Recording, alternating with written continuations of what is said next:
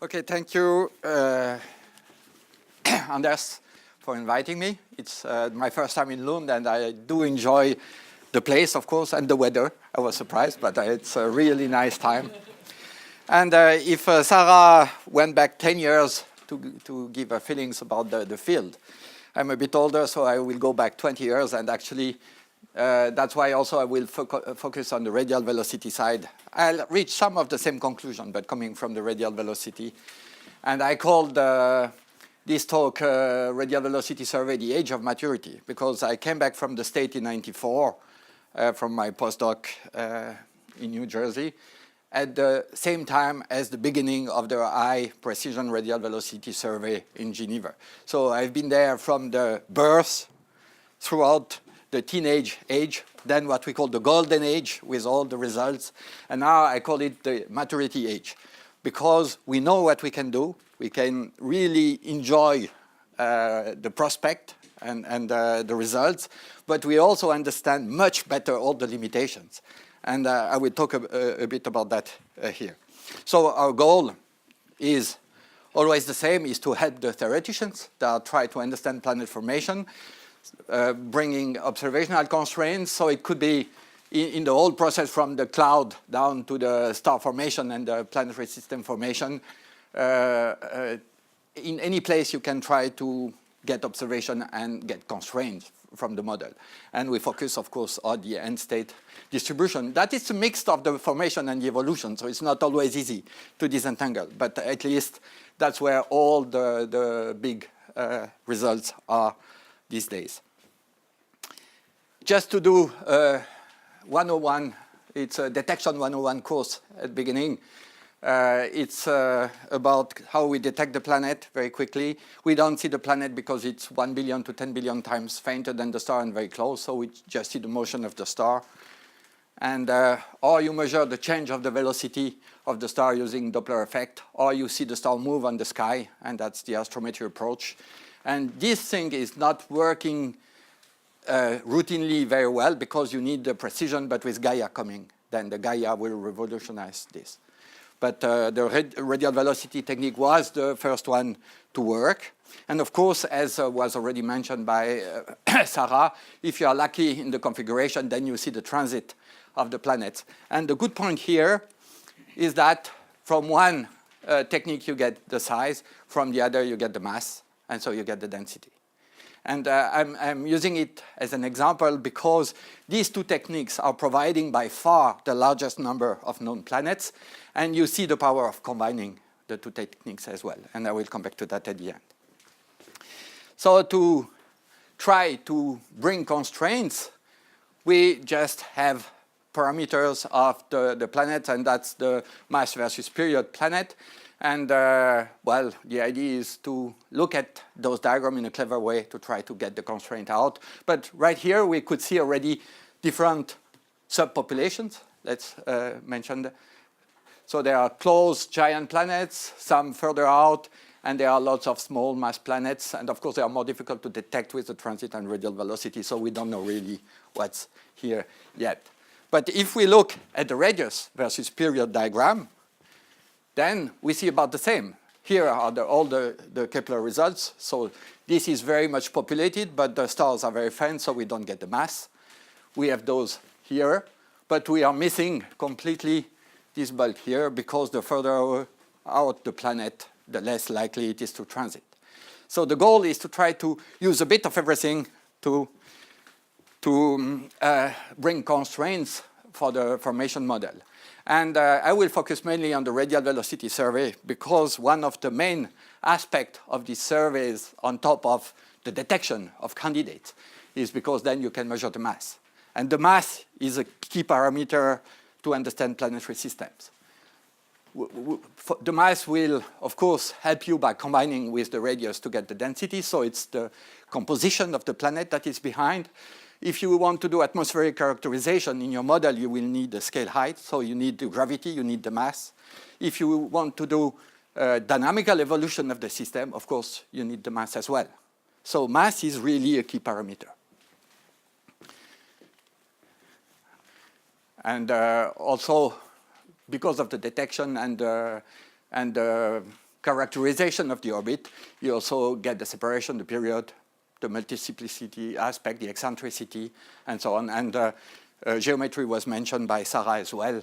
The deformation of the radial velocity curve when the planet is going in front of the star helps you to know or define the angle if the transit is equatorial or misaligned. And so you have access to the geometry of the whole system as well. So this is why radial velocity has been and still is so important, because it was an easy way to detect the planet and is providing a full range of different type of information. So what I will do in this talk is address a few points that could be summarized as the success we had with this survey, understanding the limitations, and this is really important, and what the expectation for the future are. So I will just mention some of the statistical results from the radial velocity surveys, how they compare with the transit results we heard about. But I will mainly focus on solar-type stars, because at the very beginning, that was the best stars for the survey, because of the many lines, because of the quietness of the star, and all that. So I will come from the radial velocity towards the transit, in comparison with the previous talk, and from the solar-type stars, and maybe a bit mention some of the results for M dwarfs as well. One of the first things to realize is order of magnitudes. The effect of a planet on the velocity of the star, the change induced by a Jupiter-type planet that is very close to the star is at the level of 100 meters per second. And if you want to go down to a smaller mass further out, you end up with something like 10 centimeters per second. So there are 3 orders of magnitude in precision covering the whole type of planets. So we started at the beginning here, of course, the big planets very close, because they were the easiest to detect, and the goal is to reach there, and we are somewhere here. If you want also then to say meaningful things about your result, you also have to define your sample, the sample of stars you are following, in a very good way. Or you might be completely dominated by biases. And we realized that very early on, and I'm a bit biased here because I will talk about the Geneva related results, but very often there is a counter project or survey going on in the American side, and the results are compatible over the years.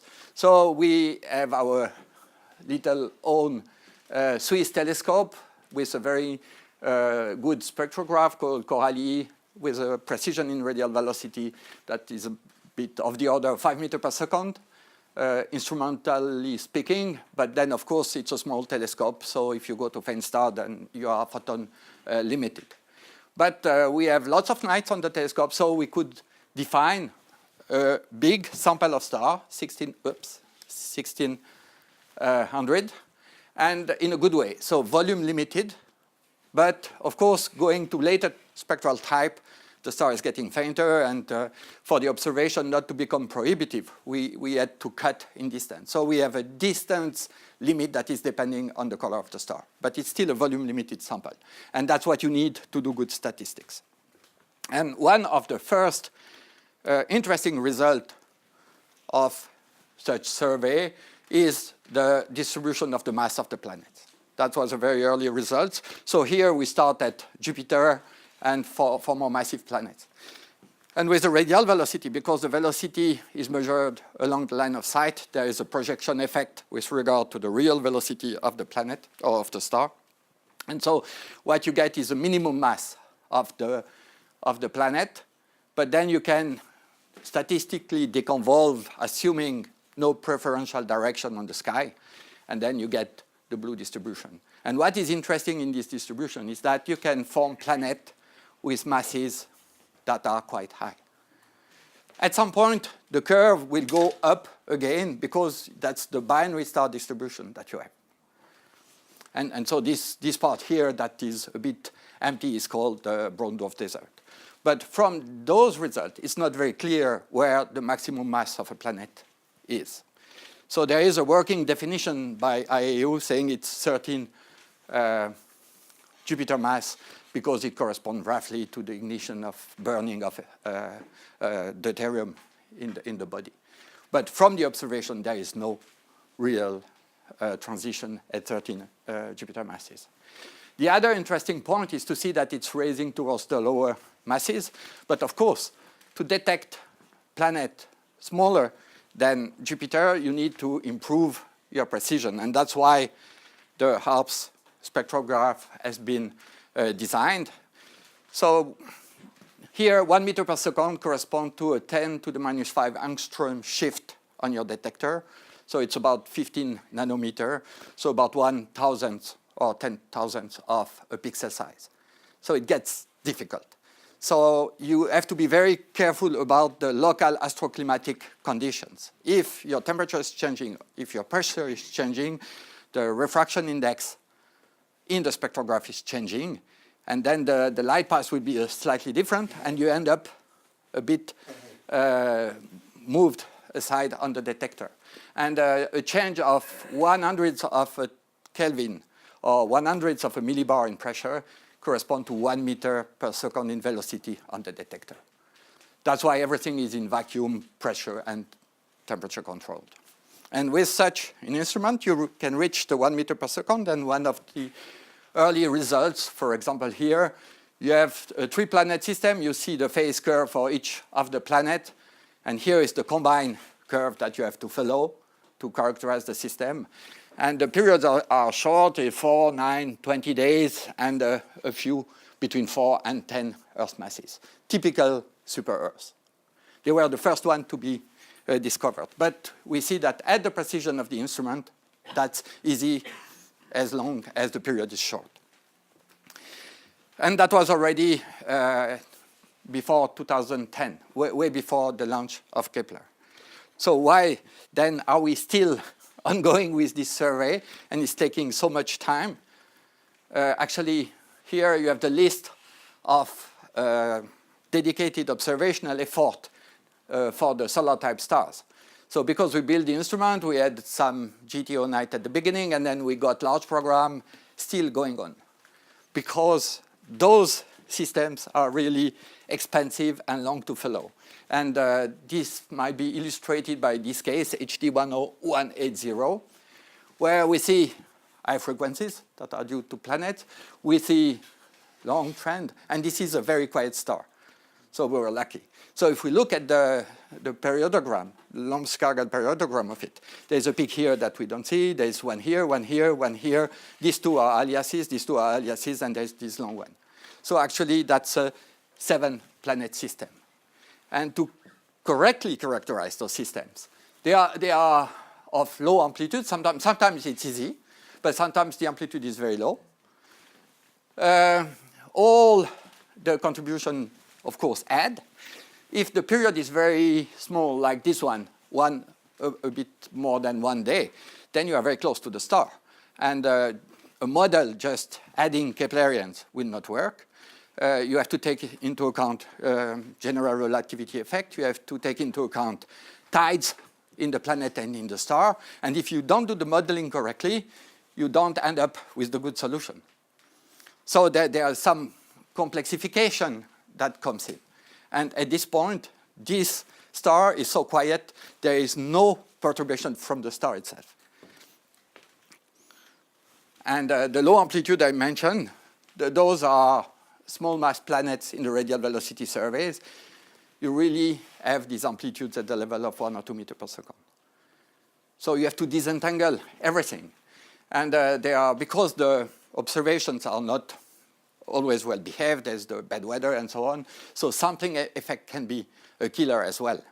And there is a famous example, it's 55 Cancri E, where a super-Earth with a period over 2 days was announced, and the alias was at 0.7 something day. And actually, that's the correct period. And now the planet is known transiting. So we know what the real period is. So you have to take all this into account. And that's not everything. So this is just an example of the alias effect. Very clear variation. We have 50 observations. We had 2 planets, well defined. But we have another period that gives exactly the same type of solution. So what do? We go back, keep observing. With 100 points, we have a 3-planet system very well defined. We are all happy. And then if we keep observing, with 150 points, we have 5 planets. So you see that if we want to have a complete view of the system, it takes time and lots of observational effort. And that's in easy cases. Then there are the complicated cases. That's like this one. It's 10 years, 375 observation, 1 meter per second RMS. Very happy, it's one of the constant stars. Then there are people that are clever in developing statistical tools in a Bayesian framework to try to extract the signal out of the noise. And they come out with a solution with 5 planets, 2 in the habitable zone. So there is a lot of debate now in the community where to put the threshold. Because if you lower the threshold, you have more signals, more planets, but of course you have more false positives.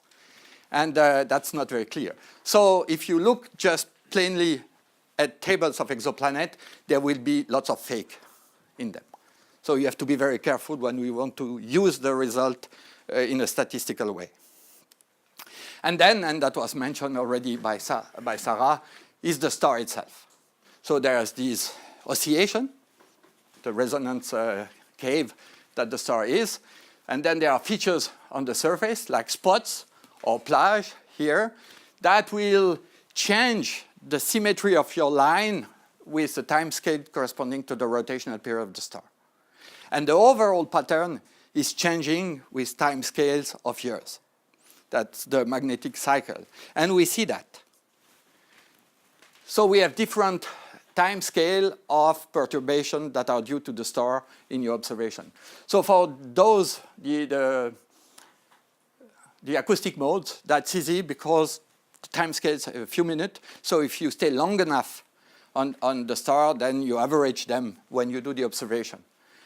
For the other two, there are proxies, like activity index built from the re-emission in the chromosphere of the star, for example, that kind of correlate with the spot coverage. And so you can have a hint that what you are seeing is due to that. So we just avoid. If we have a period of a planet that corresponds to the rotational period of the star, you just are very careful. At this point, we have no really good way to separate the stellar effect from the planetary effect.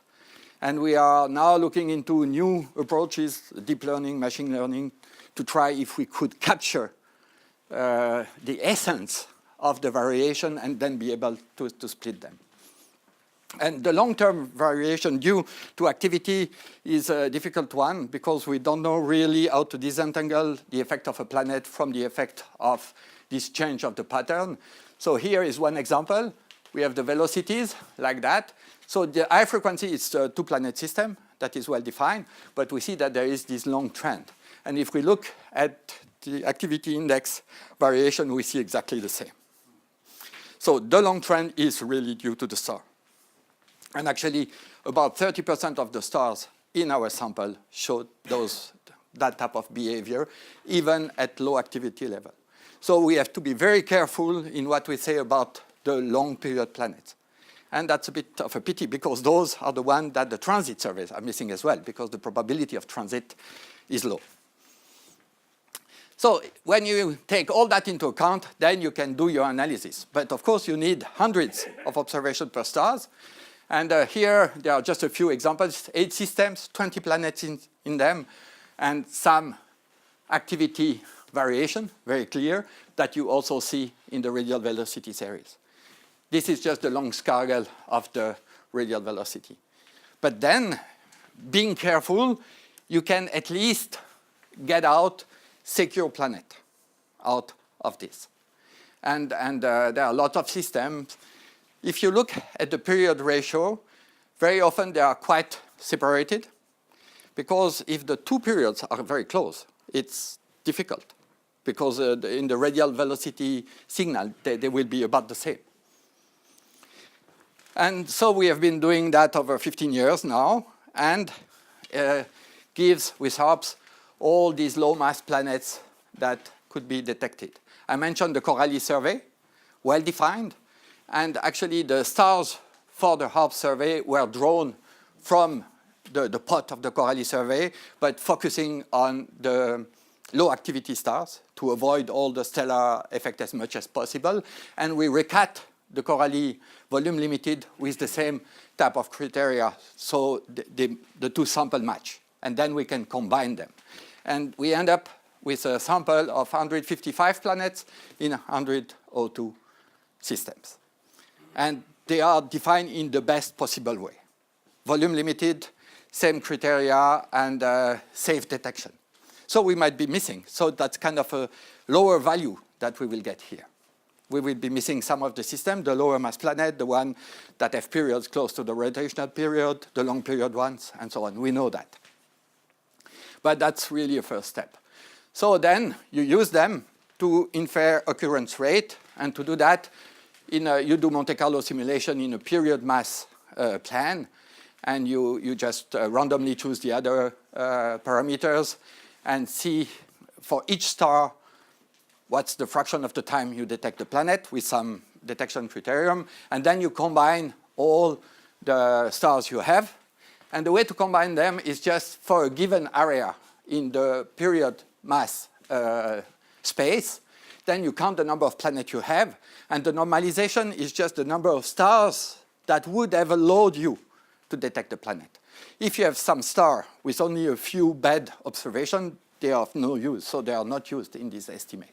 And if you do that, you reach these statistical results that if you concentrate on giant planets, more massive than 50 Earth masses, up to 10 years in period, then you have about 15% of the stars that have such planet. And if you focus on smaller planets between 3 Earth masses and Neptune and Saturn, out to 1 year, although 3 Earth mass at 1 year is tough, then you have more than 50% of the stars that have them. And those results were already announced in a preliminary way at the Boston Conference on Transit before the launch of Kepler. So we had detected this population just with a few tens of planets. And of course, the Kepler statistics beautifully confirm and outnumbered all these results. And they are compatible. I'll come back to the compatibility a bit later. Well, of interest, of course, are the very low mass planets. And of course, the number of points are not very large in each of the area you consider. But you see that the occurrence rate is growing towards the lower mass planet. And that's the result in the paper by Michel. And actually, the Californian group using Keck had exactly the same type of results. So we have this increase before. So this is planet relative to Earth. So Jupiter is here. Is it correct? Yes. And so when you go down in mass, you have this huge race here. And a very interesting earlier result linked to theory with that is the results of the people using models of planet formation, doing population synthesis. So this is results from the Byrne group, Alibert, Mordazzini, Benz. And they are putting embryos in the disk in a way, time-wise and mass-wise, where they could form. And then they just look at how these embryos are growing and moving around in the disk using the core accretion scenario as the paradigm for the formation. And then you end up with some distribution that you can compare with the results. And if we do that, this is the result I showed before, this race here, when you correct for biases and completeness. And that's the prediction of the model, and the blue area here corresponds to the limit of this diagram. So the fit was so nice that the prediction of the models that you build or giant planets or a pile or lower mass planet is really seen in the data. We understand that in the core accretion scenario very well, in the sense that you need first to be the core, and then you reach a time where there could be runaway accretion of the gas. So or you stay at the core level, or you very quickly go to the big planet. So you go from here to here very quickly. And it explains why there is this bimodal distribution. But that was a very nice result. We can have a look also at the period distribution. So for the giant planet, we have 20-year coverage of the Corelli survey. So we go out fairly far. And the corrected distribution is the dotted one here. So there is an increase of the number of planets with period. For the small mass one, it's much more difficult. Because, well, we see this increase as well. Not exactly at the same period, but fairly compatible. And of course, here, we don't know because we reach the level where the technique is starting to fail. We are completely dominated by biases, and it's very dangerous to extrapolate too much in this area. But the question is very important, because you need the material to form these super-Earths, rocky planets. And because of migration, one of the possible interpretation of having all these planets close in is that this material has migrated in. So maybe there is a void here, and we don't form them anymore. Or there is the same distribution all over the distance in the disk. And that will be a strong constraint for planet formation.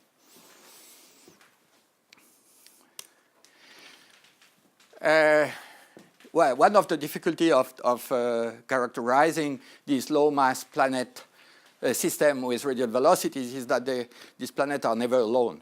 In 80% of the cases, they are in systems, and here is just a sketch of the systems.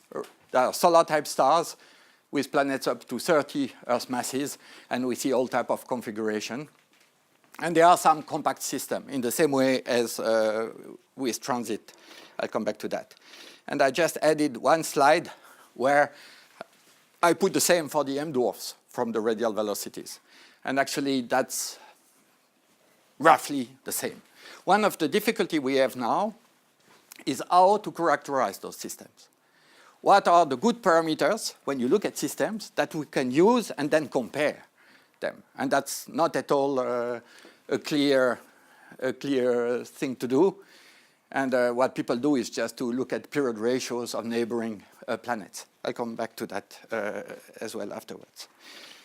But before comparing, saying more about that, just recall that there's this huge amount now of transiting planets from the Kepler survey with sizes that go below the Earth size up to Jupiter, and periods that goes to a few hundred days. Then it's the duration of the survey that puts the limit on the right side. And so it's also very much biased on the right side. But there have been several statistical studies about the distribution of the radius in the Kepler survey. This is one from Fressin in 2013, where they all converge to the same thing. There is also a huge increase in number when you go to smaller size, in the same way as for the mass. So can we compare the two? And there are lots of things ongoing. It's not very clear, but in a very rough way. We have from the radial velocity a debiased and normalized distribution of planet with minimum mass down to 3 Earth masses, period roughly to 50 days to be more or less complete. From Kepler, you get the same down to 1 Earth radii for a range of period about the same. And the common matrix between the two is the number of planets per star. That's what we can try to use to compare. And if you do that, what you get is that, and that's for solar-type stars and not M-dwarf. M-dwarf seems to have more planets per star, as Sarah mentioned before. But if you do that, you reach a fraction of planet per star that is roughly compatible between the radial velocity survey and the Kepler survey for solar-type stars. That was reassuring. That was also mentioned by Sarah before. These Kepler systems are very coplanar, so they are multi-transiting. And if we look at the configuration, it's not that different than what we can find in radial velocity survey either. And of course, in the radial velocity survey, we are missing the low mass ones. In the transit case, they are very efficient in even getting the small size one, but some might not be transiting. But roughly speaking, we see that they are coplanar, and if you try to compare the two set of multi-planet systems by having the ratio of the number of systems with 3 planets to 2 planets to 2 planets to 1 planet, then you can constrain the mutual inclination. And it's below 5 degrees. So there is an overall compatibility with that. Those systems are especially interesting, and that was mentioned before as well, because you have timing, transit timing variation. If you have just one planet, it will come back in front of the star in a very regular way. If you have another planet in the system, then the relative position will change a bit. There will be planet-planet interaction and so on. And so there is a delay or advance timing of the passage of the planet in front of the star. And if you can model it through dynamics, then one of the parameters is the mass of the planet. And so you have access to the mass of planets using them. And this is very important as well. Just a small comment about the detection of multi-planet systems and the characterization of those in the radial velocity survey. That's a gray histogram. So the numbers are small, so the noise is bigger. And the Kepler one is the orange thing. So in the Kepler one, we have something like this and then a drop. And if we try to see what we should have for the radial velocities, it should be the same shape, basically. And we see that we have more planet here because that's the bin where all the long period planet not transiting will fall off. But the most interesting point here to note is that we are completely missing planets here. And it's for period ratio smaller than 2. And those are the ones that are really difficult to get because of the observable. The radial velocity will be about the same. There is Kepler 36, there is 16 and 17-day period. It's a 7 to 6 resonance. It's a nightmare for radial velocity. It is. But we are working on it, and that's part of these 50 nights at the end that we are still pushing today, is to especially focus on those. And here is one example with a period of 5.7 days, 7.3, and 10.8. So it's 5 to 4, 3 to 2 resonance in a compact system. So they are there. They are just really difficult to get out of the data. Again, that's where machine learning and things like that might help us. And the knowledge of the dynamics of the system.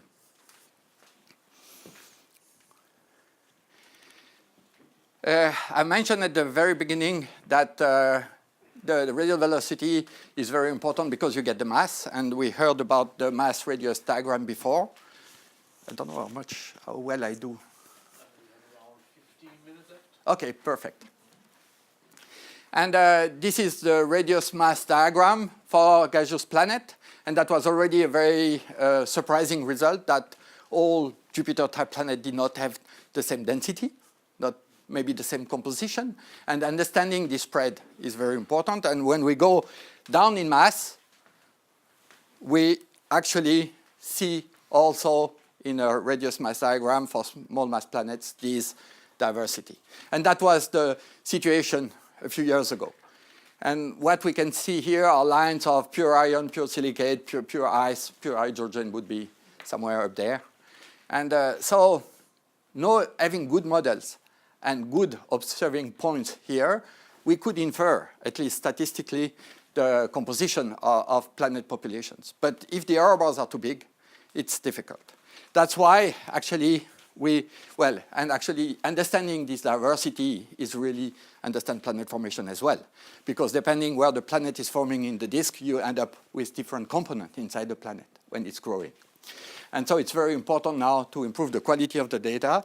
And we did that because Kepler field is in the north, and the HARPS instrument was in the south. So we built with people in Harvard and in Europe a copy of HARPS just to do the mass estimate measurement of the Kepler targets.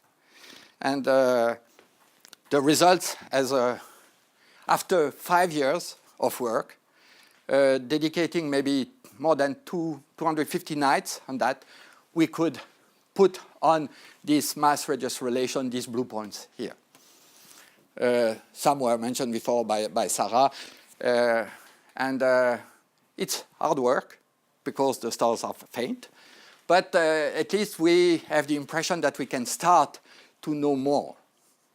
And I just will show a few examples of strange cases we had, like this one here, Kepler-10, that has a composition that is not very different than the Earth, but the mass that is 15, 17 Earth masses.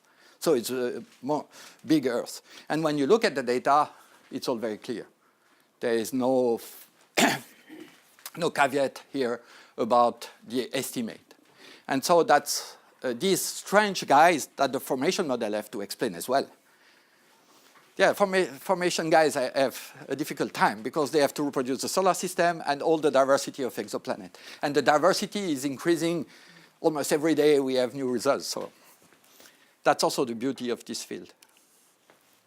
And then there are other cases on the other extreme where the mass is small, the radius is small, so the density is about the one similar to the Earth, but it's a very strange position with only 0.33 day period. And you end up down here in the diagram. And Sarah mentioned that before.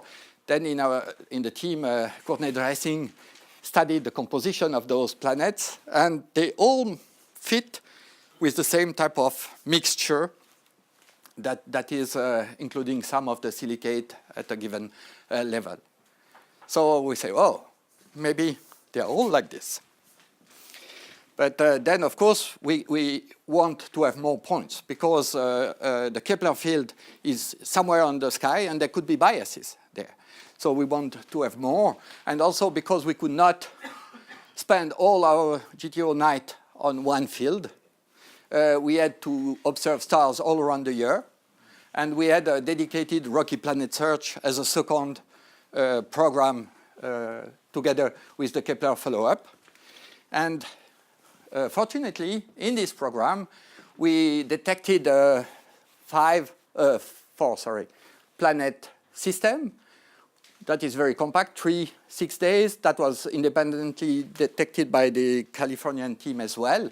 We don't agree on the exact number of planets and the long period ones, but it doesn't matter. The important point here is that we have found that the two inner planets are transiting using the Spitzer telescope. And this system is very important because it's very bright and very close by. That's where sometimes you doubt in statistics, because I showed you all these HARPS systems, and we use Spitzer to follow at least 20 of them, looking for transit, and none is transiting in the southern hemisphere. We look at one in the north, and two planets are transiting. So that's maybe the beauty of statistics as well. And so we can add more points in this diagram, the mass period diagram, and with very small error bars. That's the key point here. But still, we are in this single composition thing.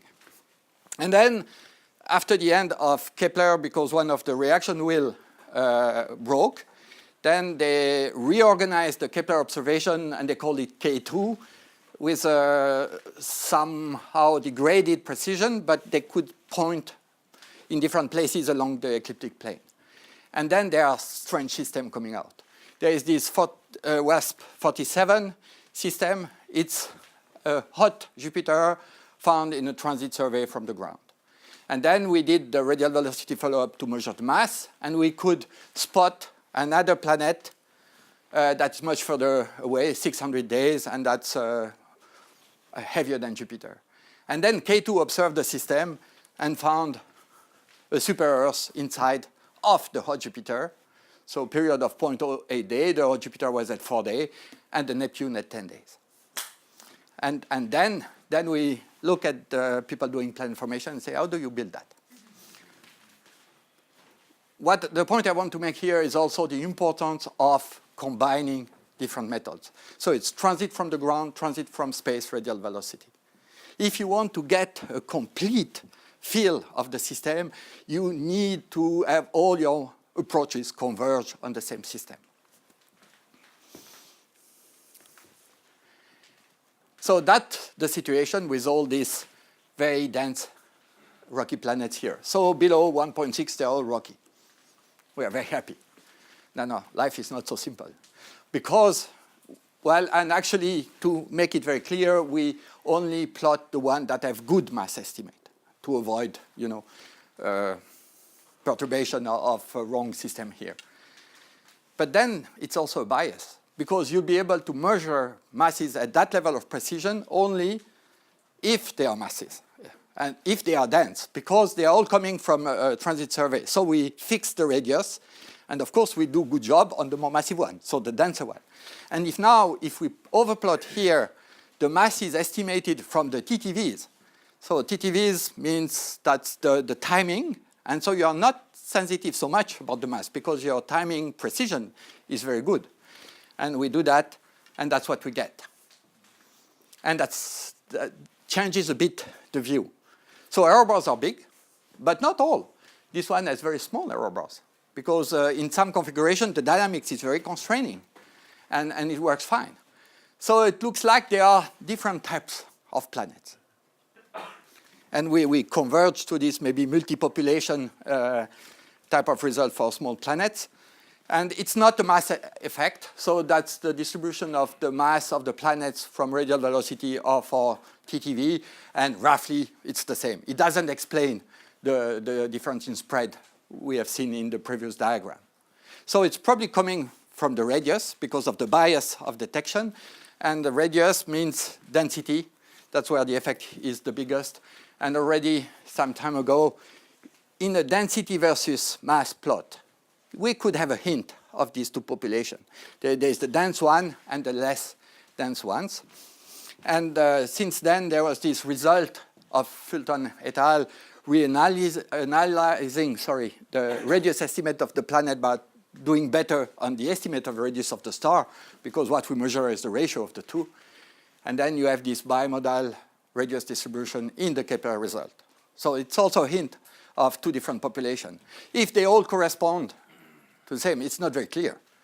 They are just hints that we need to understand better. And to understand better, we need small error bars in this mass radius diagram. And to do that, we have to focus on bright star. And that's why there's a fleet now of satellites that are all flying like TESS that was launched a few weeks ago, and that we start scientific observation roughly in June. And so by the end of the year, we will get the first real results. That's exciting. And then it's CHEOPS that will fly at the beginning of next year. That is a pointing satellite. So that will just go and do follow-up or planet or transit search on given target. But what is good is that CHEOPS should get on the bright solar-type stars the same detection habitability or quality of data than Kepler. So that will be a key for the small size planets in front of solar-type stars. That's not exactly where TESS is focusing to. But that's very important for the solar-type star planets, and also in preparation to PLATO. PLATO will do what TESS did, but on a much wider field, so focusing on the bright end in terms of stars. And because that will be bright star hosting the planets, we can use the asteroseismology to better characterize the stellar parameters, and then the planet parameters as well, including age. So we expect to have an age estimate for the convenient stars at the level of 10%. That would be great. But going to late stars like M and K, following the discussion before, I am very doubtful, very, very doubtful. We tried to estimate the age of M dwarfs. And we had a good approach in the sense that we selected binary stars, wide binary stars, with the primary as a solar-type star and the secondary as an M dwarf. So we could postulate that they were formed together and they had the same age and same metallicity and all this. And then try to find proxies in spectroscopy and in many different ways. It was tough. But anyway, it's a very interesting question. So with this satellite, we'll get good transiting candidate around bright stars, where we can apply everything we have known. We still need to be able to measure the mass at a good level, and we are also working on that, developing the next generation of spectrograph. for the VLT, it's Espresso. It has been installed on site end of last year, and commissioning is ongoing. And that's, well, visible, blue and red arm, but it's a visible spectrograph with 100,000 of resolution. And we aim at a precision that is 10 times better than HARPS. HARPS was installed in 2003 and is still today the most precise instrument for radial velocity measurement. So we want to do one order of magnitude better. So it's challenging also because of everything I mentioned before, when you want to detect planet with it. But at least we might be able to characterize the stellar effect much better because the instrumental precision will be below the effect of the star. And here is a view of the instrument in the lab in Geneva. Everything was shipped, and the first light was published in the ESO Messenger. It's the spectrum of a close-by star, probably Tau Ceti, I'm not sure. If we zoom in, so we see here the spectrum of the star. Actually, there are two orders because there is a beam splitter now, how do we call it? Slicer. There is a slicer, and so the beam is spread in two. And this is the calibration unit. So we measure or a laser comb or a Fabry-Perot to have well-spaced line at given position that gives you the wavelength solution very precisely. And before we were using thorium-argon, so thorium has some lines here and there with different amplitude. And here is the laser comb result. So that gives you a calibration of the instrument at the level of the centimeters per second. And that's way below what you need. So instrumentally, we should be safe if the instrument behaves in a good way. And the first results, so it was still not optimized in terms of data reduction. And the temperature was still drifting. So that's what we see here. But during the first nights when we could get the velocity, we already had over 8 hours RMS of 25 centimeters per second. That was repeated over several days, and that's basically 30 centimeters per second. But we know what to improve. So there is really good hope that the instrument will work at the level expected. And that will be key for Earth-type planet around solar-type stars in combination with transits. But of course, that's not the only instrument. There is a fleet, and this is the European view only. On the American side, it's the same. But for the follow-up of TESS and PLATO, and that was mentioned before, we need an army of spectrographs that are stable and able to do good measurements. Some are already working. I mentioned Espresso, and then there is this series of 3 infrared spectrographs. Carmenes is working since 2 years in Spain. Spirou had its first light a few weeks ago. It's on the CFHT in Hawaii. And NIRPS will be the red arm of HARPS on the ESO telescope. And those will be very important for the follow-up of M stars because they are redder, and so the velocities is expected to be better defined. Still TBD, but a lot of expectation. And maybe you'll hear this afternoon also that this spectrograph, high-resolution spectroscopy, is a key now technique to measure the presence of molecules in the atmosphere of exoplanet by transit spectroscopy. When the planet is transiting, the light of the star goes through the atmosphere, and the signature of the chemical element of the atmosphere of the planet are superimposed to the light. And because you are high resolution, then the star, the planet, and the atmosphere of the Earth are going at different velocities, so you will be able to separate them in frequency space. And that's a very, very promising technique. So promising that it's one of the major science goals for the next generation of spectrograph for the 40-meter telescope, 39-meter telescope of ESO, we call IRIS. And we really, because it's already working in the infrared and the visible for giant planets with a 4-meter telescope, then we really hope that with a good instrument on a 40-meter telescope, we can go down in size and the size of the atmosphere of planet we can characterize this way. So for me, that's the next 15-year really important type of activities using spectrograph, and you will hear more about that this afternoon. So up to now, I just mentioned transit and radial velocities that are especially efficient for short periods, just due to the method. what about going and probing the system a bit further out? And that's where Gaia astrometry is coming in. And adding the information from radial velocity, that will be especially efficient. So the expected precision is at the level of 20 microarcseconds for the bright stars. And in a mass versus semi-major axis diagram, it will depend on the distance of the star, on the mass of the star. Then you can see which part of the diagram Gaia will probe. But if we want to have a rough information about it, Gaia will find all the giant planets between 1 and 7 AU from the bright nearby star. So it's really filling up the next distance range where we are kind of reaching with the radial velocities. So the overlap would be interesting, but that will be for many stars as well. And then further out, we have a battery of instrument, direct imaging that was mentioned before, and future facilities on the ground and in space that will allow us to probe even further out from the system. So the idea here is really have all the techniques converge on the same star to have as much as possible a complete view of the system. That's the goal, and you cannot avoid theoretician here because the outer planet and the inner one might be connected through the dynamics. So you really have to understand. So the formation will help understand probably or get constrained from the composition and or the positioning, but the dynamics constrains the evolution of the system till the point you are now, where you are now.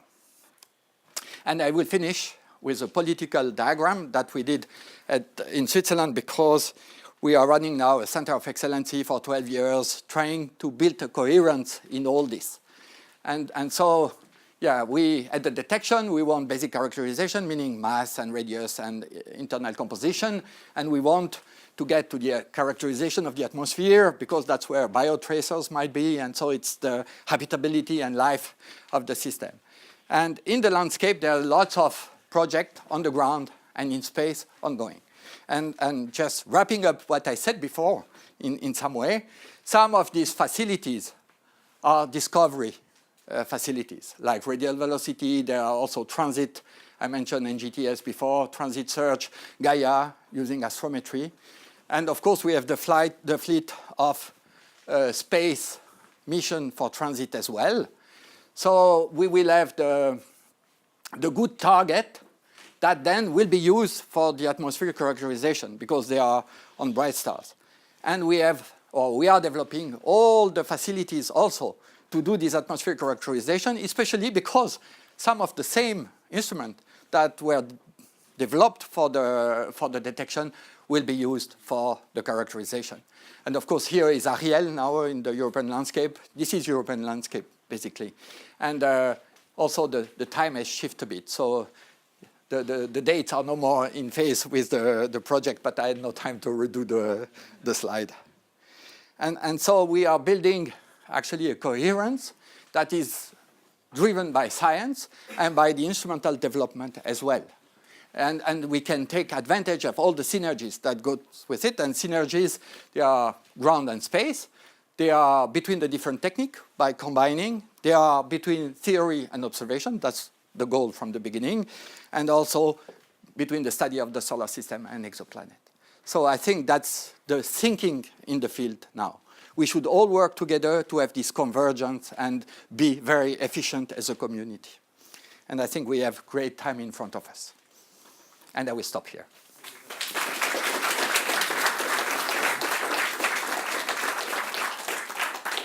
Okay, time for questions.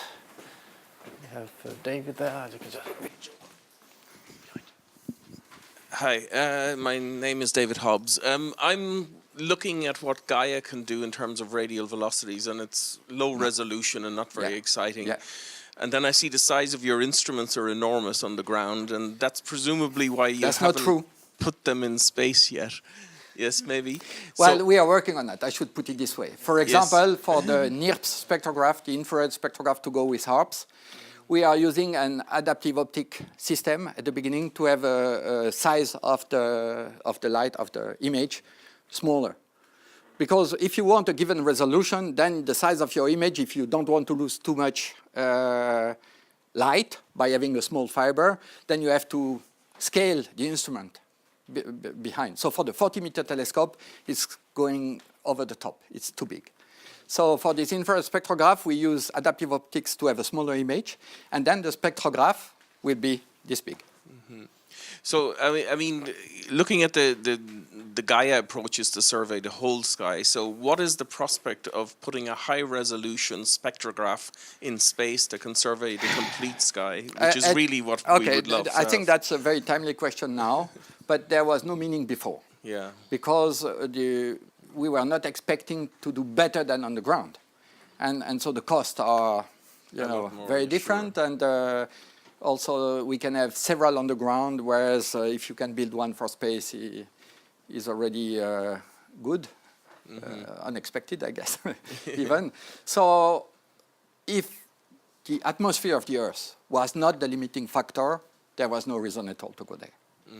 Now, going down because of all these aspects of characterization of the atmosphere of the planet and reaching the best possible precision, people are thinking about it. Okay. But it's still the price difference is so huge that I would doubt to see that. Yeah, not before retirement, at least. Oh, no, that's for sure. Any more questions for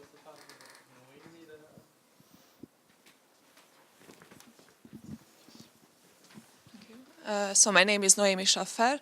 I was wondering if you think we have reached an ideal radial velocity limit, or is there a point in going lower? So if espresso will be working, it means a few centimeters per second. It's at the level of the size of atoms, the distance between atoms shift. So it gets very difficult physically for the instrument, even if we use then thousands of lines to statistically average. Then the main limit probably now is the star itself.